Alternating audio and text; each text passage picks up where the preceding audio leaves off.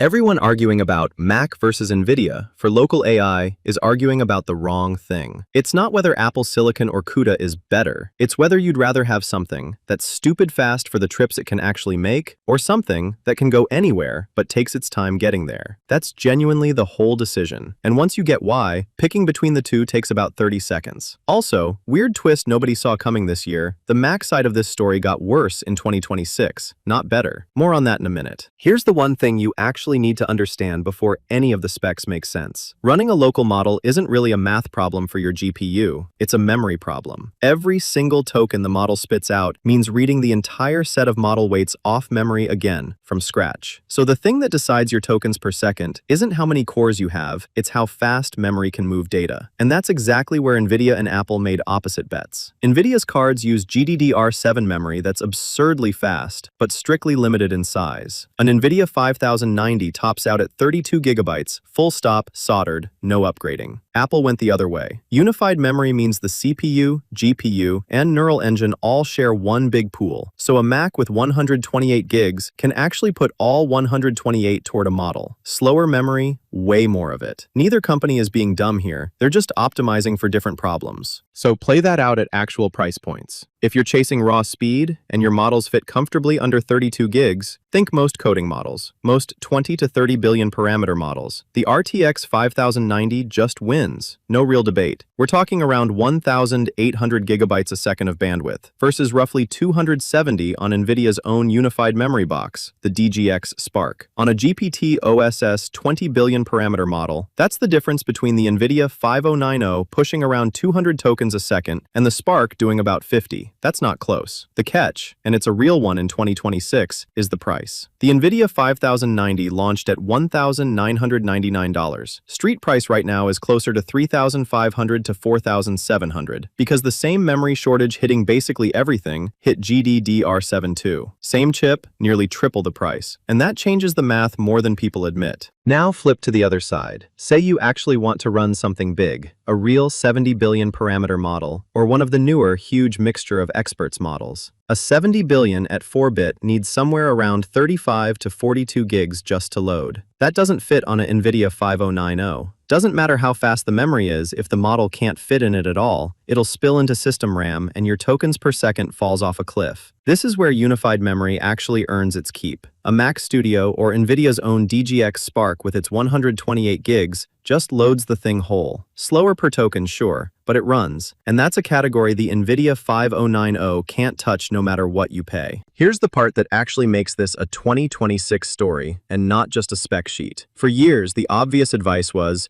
if you want big local models, buy the biggest Mac Studio you can afford.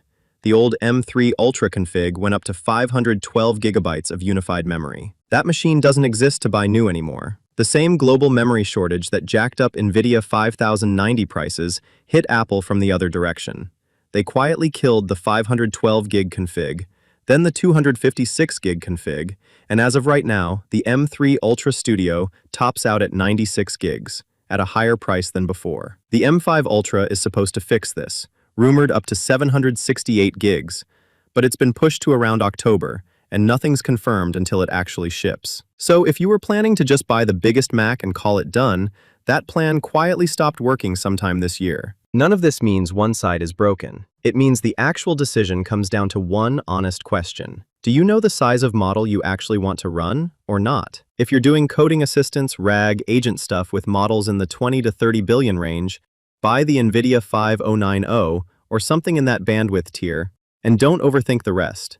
You'll get speed that makes the whole thing feel instant. If you specifically want the giant models, the 70 billion plus, the new MOE monsters, unified memory is the only door that opens, whether that's a Mac or NVIDIA's own Spark hardware, and you accept slower tokens as the toll for getting in at all. What you shouldn't do is buy 128 gigs of unified memory because it sounds impressive, and then only ever run 13 billion parameter models on it.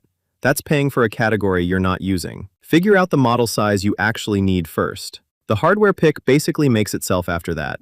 If this saved you from buying the wrong box, subscribe.